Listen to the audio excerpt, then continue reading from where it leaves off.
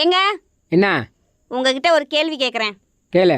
இந்த காதல் கல்யாணம் சிறந்ததா இல்ல பெத்தவங்க பார்த்து பண்ணி வைக்கிற கல்யாணம் சிறந்ததா? பாவக்கால கூட்டு செஞ்சானே பொரியல் செஞ்சானே ரெண்டும் ஒண்ணுதான்.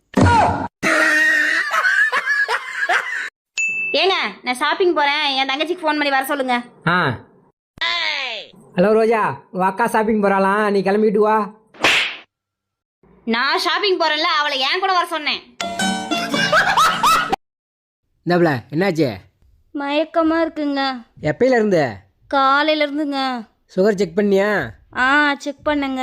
எவ்வளோ இருந்துச்சு? அரை டப்பா இருந்ததுங்க. இந்த உலகத்தில் உங்கள் மனைவி கூட இருக்கிற வரைக்கும் எந்த பிரச்சனை கண்டும் பயப்படாதீங்க. ஏன்னா அவங்களோட பெரிய பிரச்சனை இந்த உலகத்தில் வேறு எதுவும் கிடையாது. இந்த உலகத்துல எங்க தேடினாலும் உங்களுக்கு என்ன மாதிரி ஒரு பொண்டாட்டி திரும்ப கிடைக்க மாட்டா, அதை முதல்ல தெரிஞ்சுக்கங்க. எனக்கு என்ன பைத்தியமா பிடிச்சிருக்கு உன்ன மாதிரி ஒரு பொண்டாட்டியை மறுபடியும் தேடுறதுக்கு?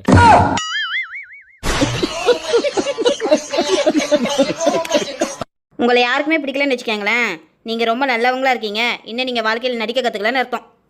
ஏங்க, அழகான மனைவி கிடைச்சவங்க அதிர்ஷ்டசாலியா இல்ல அறிவான மனைவி கிடைச்சவங்க அதிர்ஷ்டசாலியா? கல்யாணம் ஆகாதவங்க தான் அதிர்ஷ்டசாலி.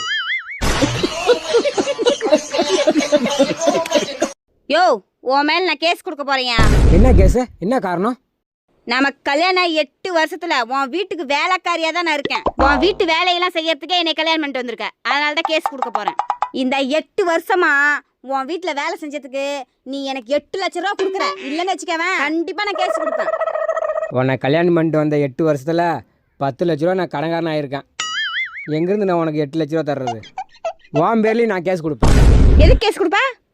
நமக்கு கல்யாணம் ஆகி 8 வருஷம் ஆகுதுல்ல, கல்யாணம் முடிஞ்ச மறுநாளே உன் வீட்டு வேலை செய்ய முடியாதுடா அப்படின்னு என் மூஞ்சிக்கு நேரம் என்னப்பா சொல்லிவிட்டு உங்கள் அம்மாவோட நீ கிளம்பி போயிருக்க வேண்டியதானே?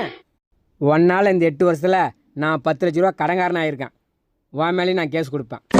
சட்டம் எங்களுக்கும் தெரியும். உங்களுக்கு ரொம்ப பிடிச்சது? கொழுந்தியாவும் கோழி பிரியாணியும். உங்களுக்கு பிடிக்காதது? மனைவியும் மாமியாரும்.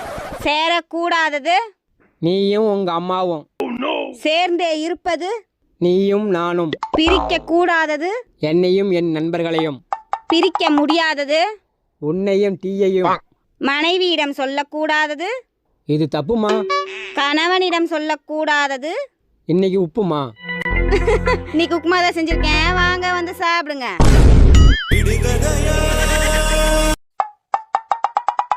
ஏம்பல முட்டை எவ்வளோன்னு வாங்கிட்டு வந்த?